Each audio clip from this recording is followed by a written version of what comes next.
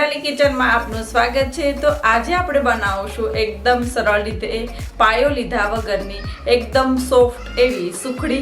તો ચાલો આપણે સુખડી બનાવીએ। સુખડી બનાવવા માટે અહીંયા આપણે એક મોટી નોનસ્ટિકની પેન લઈ લેશું।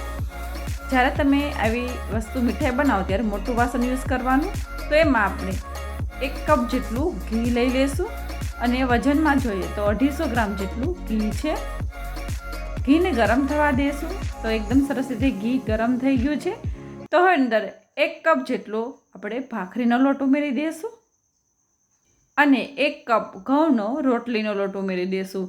અહીંયા આપણે બંને લોટનો યુઝ કરવાનો છે જેથી સુખડી છે એકદમ સોફ્ટ બનશે ઝીણા લોટથી, અને જાડો લોટ યુઝ કરશો એટલે એકદમ ક્રન્ચી બનશે। તો અહીંયા બંને લોટને ઘીમાં સરસ રીતે મિક્સ કરી દઈએ અને કન્ટિન્યુઅસલી આપણે એને 10 થી 15 મિનિટ સુધી આવી રીતના મીડિયમ ટુ લો ફ્લેમ ઉપર કન્ટિન્યુઅસલી ચલાવતા રહીશું। તો તમે જોઈ શકો છો કે 10 મિનિટ જેવું થઈ ગયું છે અને ઘી પણ સરસ રીતે છૂટું પડવા માંડ્યું છે। આવી રીતના બબલ્સ પણ થવા લાગશે અને ઘી છે એકદમ સરસ રીતે છૂટું પડી જશે। તો થોડોક એવો બ્રાઉન કલર જેવું થાય ત્યાં સુધી આપણે લોટને સરસ રીતે શેકાવા દઈશું અને આવી રીતના એ બબલ્સ થવા લાગશે। તમે જોઈ શકો છો અહીંયા આપણો લોટ છે એ સરસ રીતે શેકાઈ ગયો છે અને આપણે મીડિયમ ટુ લો ફ્લેમ ઉપર જ આ લોટને શેકવાનો છે, એ વાતનું ખાસ ધ્યાન રાખવાનું છે। તો તમે જોઈ શકો છો કે કલર પણ ચેન્જ થઈ ગયો છે અને આવી રીતના તમે જોઈ શકો છો કે કણી પણ પડી જશે એટલે આપણો લોટ છે એ શેકાઈ ગયો છે અને એની સ્મેલ પણ ખૂબ જ સરસ આવવા લાગશે। 1 નાની વાટકી જેટલો બદામનો પાવડર ઉમેરી દઈશું, 1 નાની વાટકી જેટલો કાજુનો પાવડર ઉમેરી દઈશું।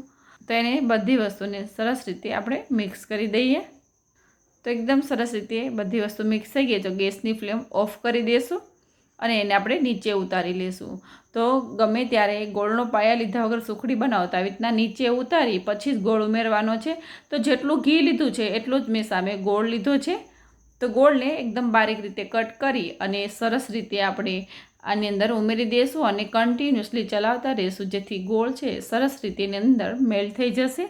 તો તમે જોઈ શકો છો કે ગોળ છે એ સરસ રીતે એની અંદર મેલ્ટ થઈ ગયો છે અને થોડું થીક પણ થઈ જશે અને લાસ્ટમાં આપણે થોડુંક 1 ચમચા જેટલું ઘી ઉમેરી દઈશું જેથી આપણી સુખડી સુપર સોફ્ટ બનશે।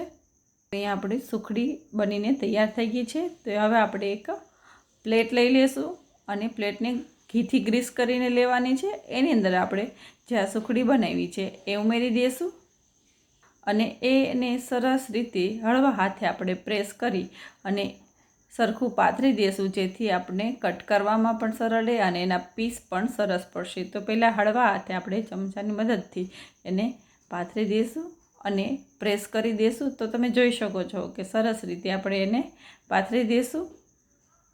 તો અહીંયા એકદમ સરસ રીતે મેં પાથરી દીધી છે। તો હવે થોડી વાર માટે ઠંડી થવા દઈશું। તો 10 મિનિટ જેવું થઈ ગયું અને ઠંડી થઈ ગઈ છે। તો હવે ચપ્પુની મદદથી એને કટ કરી લેશું।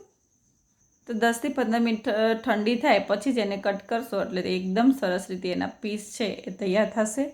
તમે જોઈ શકો છો કે આમાં ઘીનું પણ પ્રમાણ પરફેક્ટ જ છે।